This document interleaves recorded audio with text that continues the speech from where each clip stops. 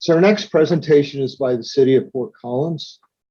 And we have two presenters, Larry Schneider, Street Superintendent, and Scott Bowman, who's Senior Analyst for Scott and Larry for Fort Collins.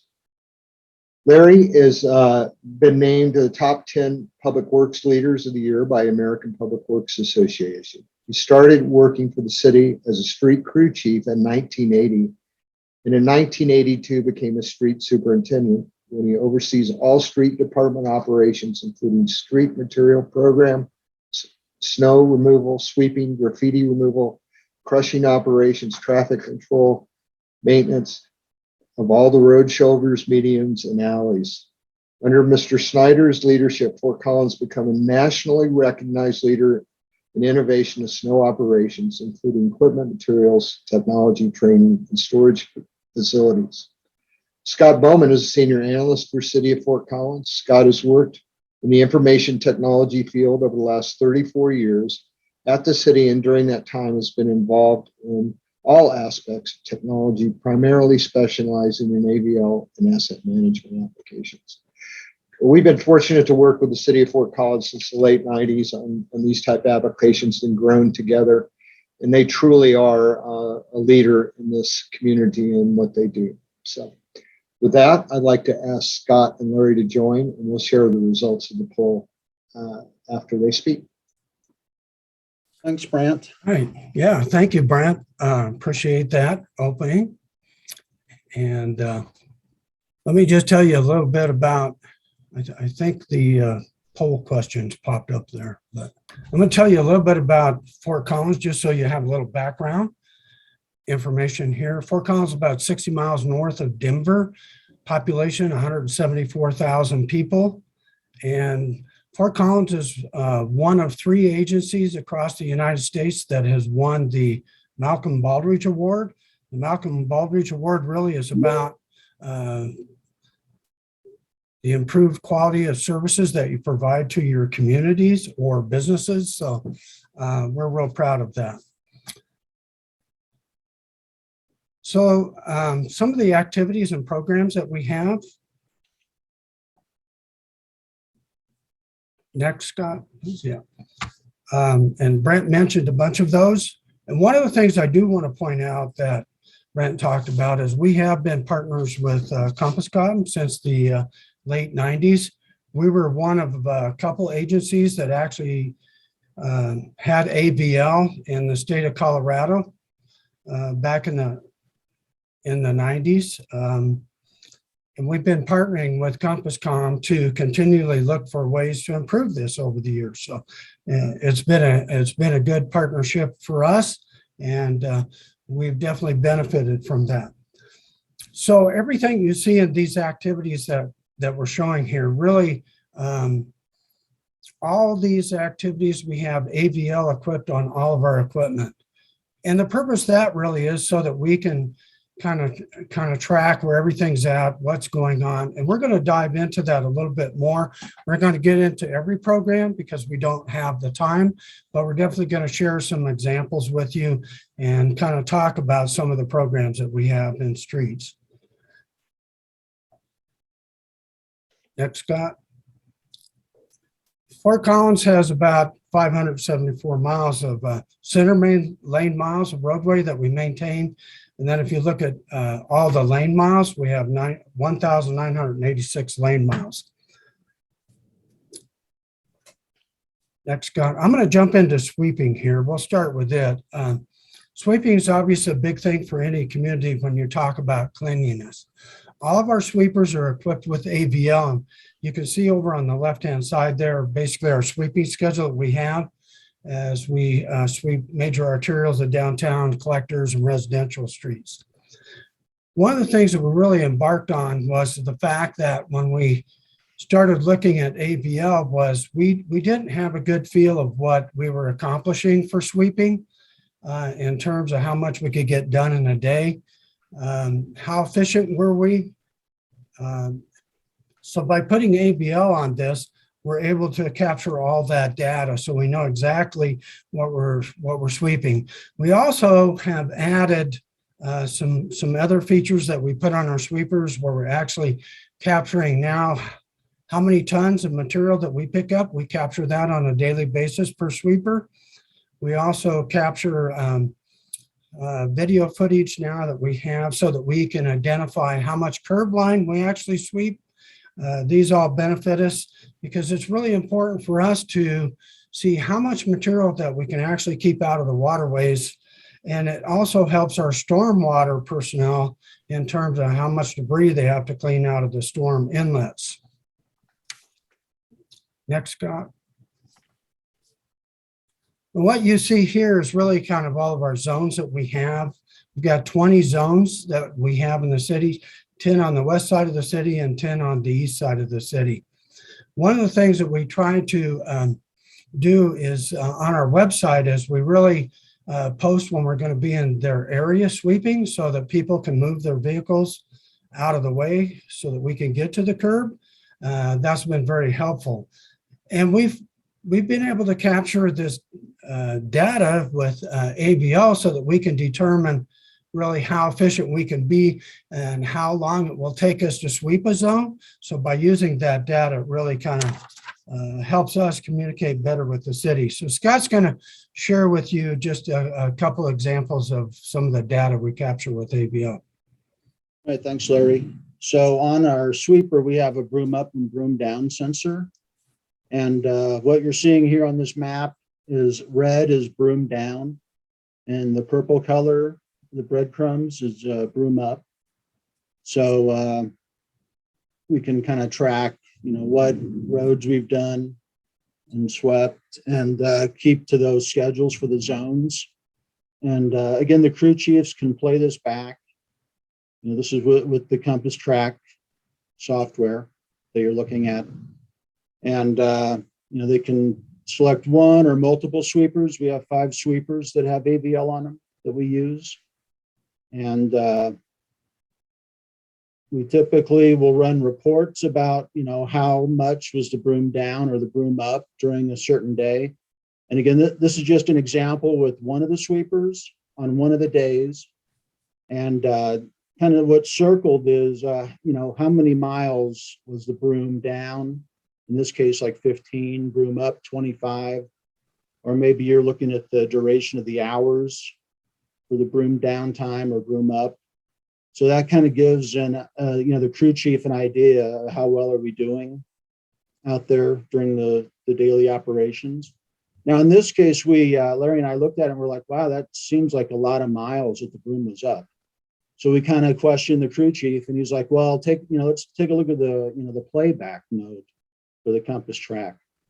So what we did is we picked the date, the date and the sweeper for that day. And as you can see here, the blue dots all indicate, the driving with the broom up, and then the red is where the broom was down actually sweeping. And that kind of gave us, a good look at, that explains why, the broom was up quite a bit of miles versus the sweeping miles. And I just add to that, Scott, Go ahead. Just the emergency calls too that we get, being able to track on AVL how efficient we are. We get a lot of call outs from the police department. It could be accidents. We have to go sweep up glass. It could be debris that's dropped in the roadway. And this way, it's really a tool that we can say, here's how efficient we are in a day with our sweeper operators. The other thing is this data can be used to help us support our budget needs when we go to council to ask for additional either sweepers or personnel.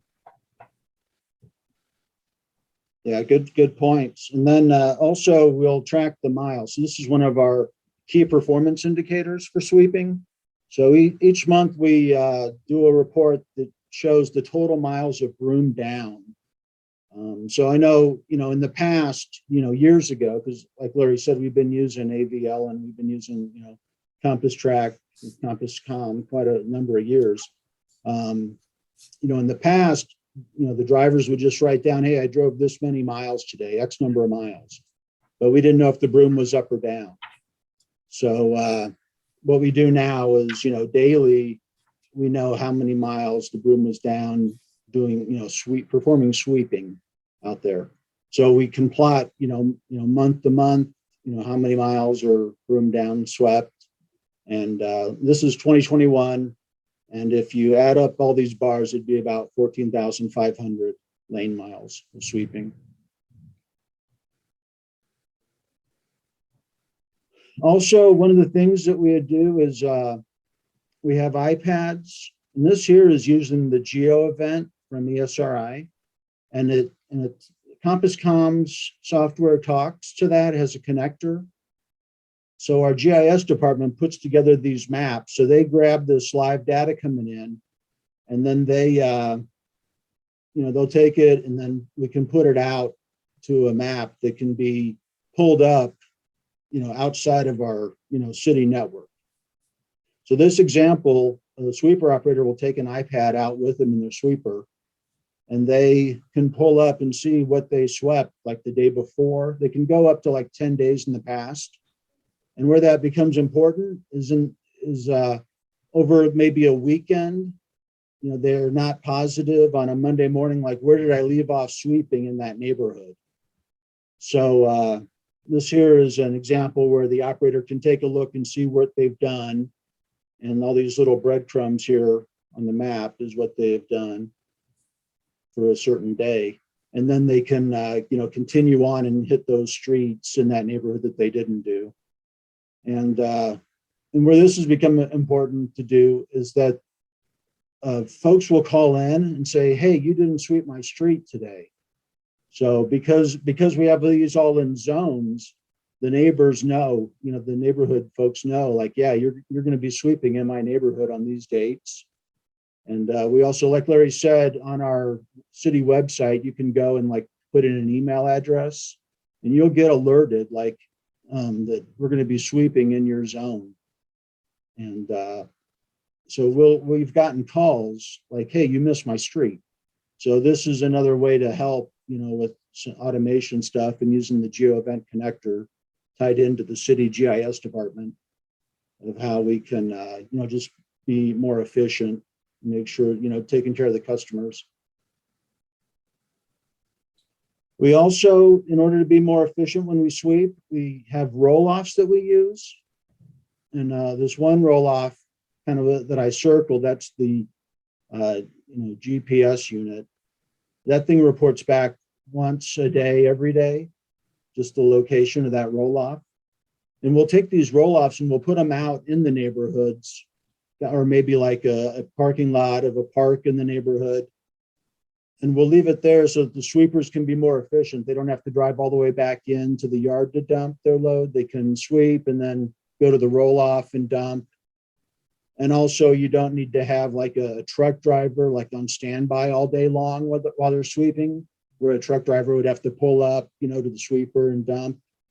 So we've tried to, minimize the amount of time that a truck is just driving around. What we'll do is we'll get these roll-offs when they get filled up to a certain level, then the truck driver will go out and pick it up and take it to the dump. And this here is just a quick example of, again, using the compass track where, these circles with arrows, that's the location of the roll-off that's out there. And again, the sweeper operators can see this data, the crew chief operators can see it. And kind of a funny story is in the past when a lot of times we'll have seasonal drivers drop off these roll-offs. And if there's a changeover in employees or whatever, all of a sudden there may have been like a lost roll-off. So that's kind of another reason why it kind of prompted, putting the GPS devices on the roll-offs so that now we know exactly where they are. But we had a resident call in, and it had been like 6 months, and the resident called in and said, hey, are you ever going to pick up this roll-off? So of course, nobody knew that it was even out there because of, personnel changeover. So we, of course we said, yeah, we'll come out and get it. But that kind of, got us thinking, hey, let's get GPS on these roll-offs. Oops, wrong way. I'll turn it back to Larry. Okay, thanks, Scott. Obviously, always one of my favorite subjects is snow and ice removal. Fort Collins receives about 48 inches of snow a year. We have about 1,100 lane miles of roads that we plow. And one of the things that we're really proud of ourselves on is the fact that we do look at all modes of transportation when it comes to snow and ice removal. And you can see there, we're talking about sidewalks. So we have probably about 150 miles of sidewalks that we actually plow and open. Anything that we plow onto the sidewalks that are attached to the curb, we actually go back and we plow those sidewalks open. Ice cutting is a big thing for us. This year it was really bad because of the storms that started coming in. First one in December 30th around 21 came in, and of course then we had some warm temperatures, freeze thaw, and it starts freezing up. So then we get into ice cutting mode. So what you see down there in the bottom right hand is last year when we had about 18 inches of snow that we got, and you can see the motor graders that physically got stuck. Now, one thing I wanted to will point out is that a lot of times when we hire contractors, we'll actually give them mobile AVL devices to put in their machines. So if we're using contractors, so we can track them. We've done that for sidewalks. We've done that for graders, loaders, when we get into certain situations where we have to bring in additional contractors to help us. Next slide, Scott. So we have these 4 priorities in the city of Fort Collins. These priorities are basically, we're going to focus on the priority 1, which is our arterials, also our emergency snow routes. And then our 2s are collectors that basically collect all of the collectors into the residential streets. And then our bus routes, which are for basically all the school buses. And then our priority 4 streets, we really don't plow unless snow depth warrants it. That's because in Colorado, we get so many sunshine days that a lot of times when we get heavy snows, it'll melt within a week. So we don't necessarily go in and plow unless it gets over 12, 14 inches of snow. Then we'll take a look at that. Or traffic movement is bad, or maybe there's some heavy drifting. So these are our routes. We have 10 routes. You can't see all of them there, but 10 plow routes within the city of Fort Collins. You can see the red ones are arterial routes that we have. Now, one of the first things that we did equip with AVL was our snowplow trucks. And as we talked, that was done in the 90s. I felt that was going to be real important because I wasn't getting the data back that I needed to make good decisions, and really didn't know where the trucks were all the time. So one of the things that we did once we equipped all of our snowplow trucks with the AVL units was we actually started to look at how long it took them to plow their routes. So once we determined, after compiling about a couple of years of data, I would say we went back and looked at it. Then we came up with the performance metrics of saying, okay, if it takes us 4 hours to make a round in the arterials, then basically our performance goal is going to be 4 hours to plow the arterials down to bare pavement. So that's what we use for performance metric there. And actually, what our average metric right now for plowing an arterial to get it down to bare pavement is about 3.8 hours. And then when we look at the collectors, we took the same thing as we analyzed the AVL data. We said, all right, how long does it take us to get the collectors plowed? Now, let me clarify that. The arterials are 4 hours after the snow stops, when the snow stops snowing. So then once that's done, that's when the time and the clock starts ticking for us to get it down to bare pavement. Then once we're done with the arterials, Then it's 2 hours on the collectors to get those plowed down to bare pavement. So that's how we kind of measure the performance in Fort Collins to see how we're doing. Next slides. All right, so this is an example, again, using Compass Track, where did a screenshot of where the plows were out. And I'm only doing like a breadcrumb trail that lasts for 5 minutes behind the vehicles. But you can tell, so in this example, the red is where, you know, they're mainly just spreading. And then the green breadcrumb truck, well, hold on, the other way around. Red is when the plow's down, and then green is when they're just spreading. And then blue is when they're kind of, you know, idle. The truck's on, but it's idle. And then if it was a black, it would be you know, the ignition's off. But again, just something like this is what the crew chiefs will be looking at in the command center during a snow operations event, during the storm. And again, it gives them a great, you know, snapshot of where our vehicles and, you know, what are they doing out there. We also, again, use the geo event connector that CompassCom provides. And this here is an example of a public facing website. So citizens can go to the city website and they can pull up snowplow tracking. And the black dots on here represent where the plow is. And then the magenta colored dots are the last 30 minutes that it's plowed. And what we do on this is we do about a somewhere between 5 and 10 minute delay. So it's not real time to the public, but the previous map I showed you, that is real time coming in, and the crew chiefs are looking at it. And also, and not displayed on this map, is there, if you would zoom in closer to this map, you'd start to see blue dots on it, breadcrumbing, and that shows like the last, you know, 3 hours. So kind of what this helps solve is people would call in and say and tell us, hey, you never plowed my road. But typically, you know, we'd go back and look at the data, and we'd see that we did plow it. It may have just have been 3 hours. Like Larry said, a lot of times it takes us 4 hours to make a whole loop of the priority ones. And so we may have, you know, maybe we did it at 2:30 in the morning. You know, they get up at 6 and like, hey, you didn't plow my street. So that's really cut down most of those calls to pretty much zero nowadays, where people will call in because they can go, you know, online and just pull up, you know, where we've been plowing. So that's been a good feature to have.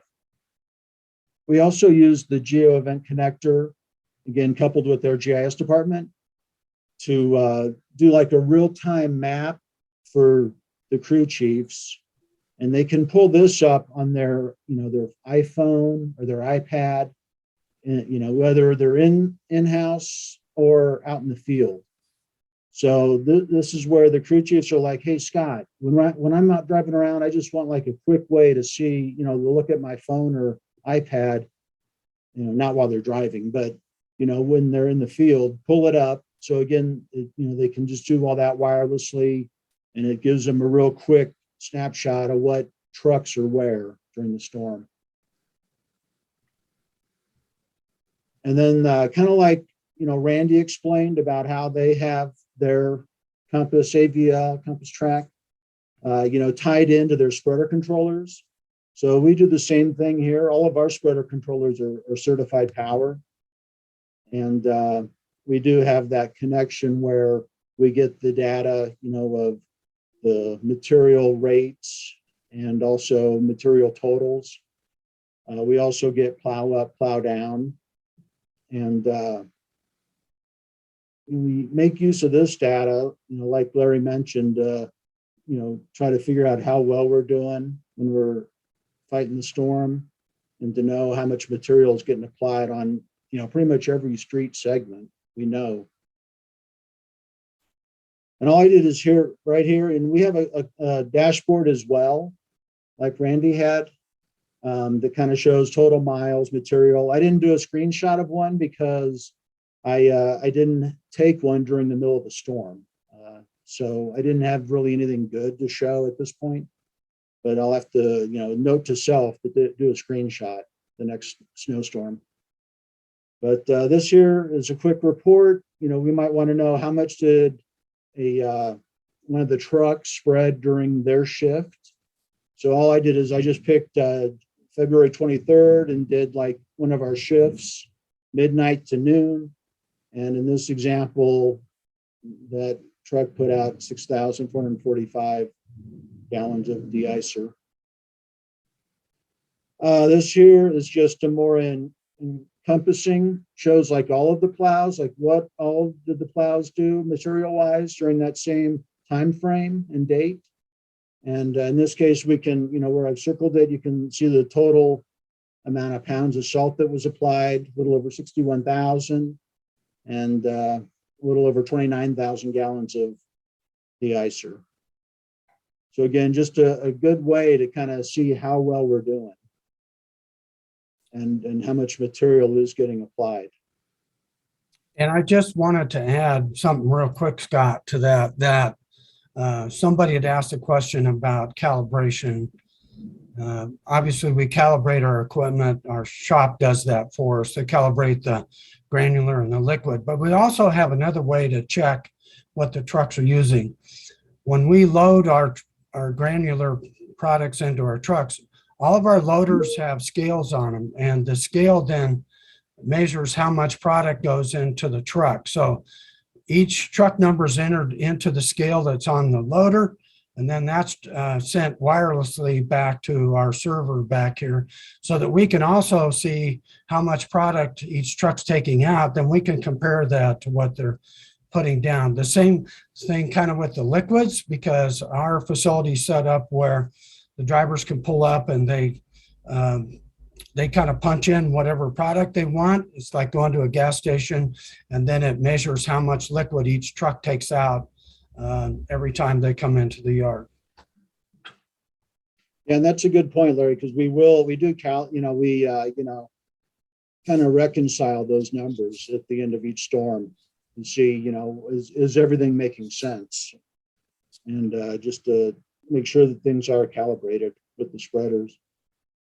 And I know on the granular, there is like a gate height that manually has to be entered by the driver. And if that's set incorrectly, that'll, you'll end up using more material or less. So yeah, it's good. It's good to have a double check. And like Larry said, that, wirelessly is sent back here, and we can just pull it up and, double check for each of the trucks.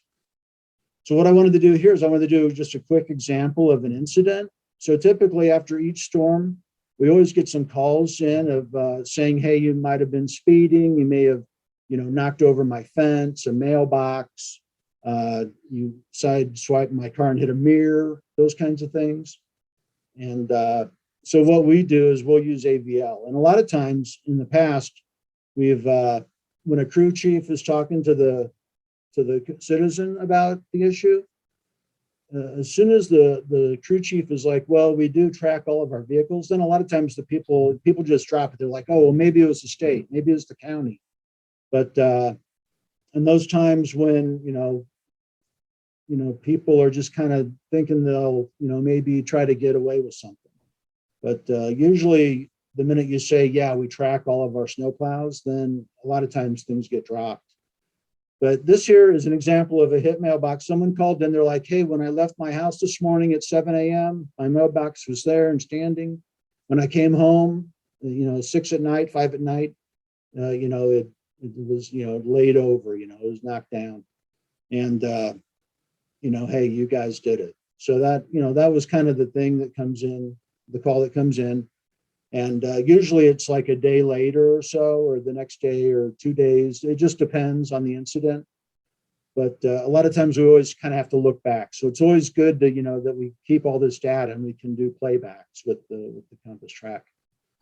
So in this example, the highlighted area box, I'm doing like a spotlight search right here. So that that way I could, I don't have to try to like guess which of the 30 trucks that we have, which ones were out here driving on a, between 7 a.m. and 6 p.m. on a certain day. Because with all that data, I mean, it's going to take a lot of time to try to do that. So with a spotlight search, you can highlight it and just say, give me what was in here in this little area. Show me what vehicles traveled in here. So real convenient. I mean, we love it. So the blue circle is kind of where the mailbox would have been. I'm just kind of laying out an example. So here's what that search brought back. It showed me some breadcrumbing and a couple trucks there. And then what I can do is I can click on any of these breadcrumbs and it kind of lets me know what, truck, that's 22018, tells me the time, the speed of it. A lot of times with incidents, when things get knocked over, our risk management folks, they want to know like, well, how fast was the truck going? Was it going super fast and maybe through a huge, windrow of snow off the plow? Or was it going at typical normal speed, which is around 20 miles an hour? In this case, it was going 21 miles an hour. But I could find like who drives it, because with our spreader controllers that are tied into the AVL, we get the driver. So we know who's driving that shift. So date, time, speed, driver. And then in this case, this is the road. I kind of circled it. And that turns out that road that I've circled, that's actually a county maintained road. So our driver shouldn't have been on that road. But, typically had we not, let's say we didn't even have AVL or we didn't have any idea about this, had the customer called in to the front desk would have been, oh, well, you live on a road that we don't plow. So it wouldn't, it's not us. I mean, that's what could have very easily happened. But in this case, we found out that, yeah, we were on that road and yeah, we were plowing, because red means the plow's down. And, so in that case, I mean, that's just, sometimes you kind of do, you hit some stuff, or you have things like this that happen. And, but what the crew chief can do is he can go back now and talk to the two drivers that run this route and driving that road and just let them know, so you can kind of use it as a training opportunity and say, yeah, make sure you don't plow, this road and then the next go around. So just wanted to kind of do a quick example about that. Now I'll turn it back over to Larry. Okay, this is one of the areas that obviously we talk about the environment being sustainable, where we actually have some collection sites in the streams around Fort Collins. And what you're seeing here is we partnered with Colorado State University to do chloride loads in the stream. So what we do with the AVL data is we put it all together in these watersheds, and we can actually break it out right depending on what street we're looking at. If it's next to a stream, we can determine if we have an issue with say too much of a chloride load in the stream and what we might do to the aquatics there. So it's really something we kind of jumped into because it was a direction that I thought was real important when we start looking at the environment. Let's look at the next slide, Scott. So what you see here is the watersheds, and you can see obviously the trucks that have been in those sheds there where they've driven around. So we've captured all of the product that they put down. We measure that, we look at it, and we have like about 24 hours if we exceed the aquatic or the chloride load limit in the stream, that it needs to come back down to normal.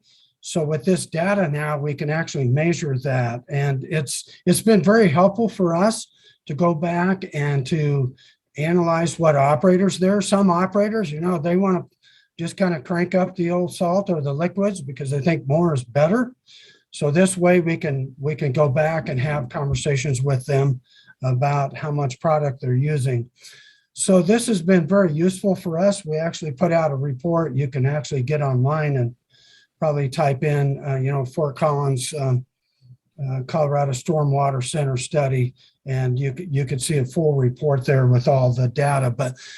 But based on AVL, that helps us capture all the quantities that we need, materials that we put down in these watersheds. So that way, then really we get to summarize what the effects are of the de-icing materials and what it does to the water quality of these streams. So real important, and I think has been very useful, and our council has really appreciated the reports that have been able to come back to them with. Next, Scott. So let me just wrap it up saying, like in the top left corner, some of our trucks have, an air temp sensor, but also friction. And it's kind of like one of the newest offerings of the RWIS, or the Roadway Weather Information System. And what we're trying to do is we're trying to tie it into our spreader controller there in the center of the screen. And then that data will be pulling off into the CompassCom AVL. So again, that'll just be another way to see how well we're doing with plowing and throwing down material in terms of the friction rate of the roadway. So that's kind of where we're headed, and that's the direction we're trying to take, where, once we get the spreader controller talking to the friction with the weather mobile sensor, then we should be able to maybe start automating, the amount of material that's spread onto the roadway. So that's kind of where we want to take it, kind of the next step that we see happening. Okay. Thank you. Turn it back over to Brent. Thank you, gentlemen. Great presentation.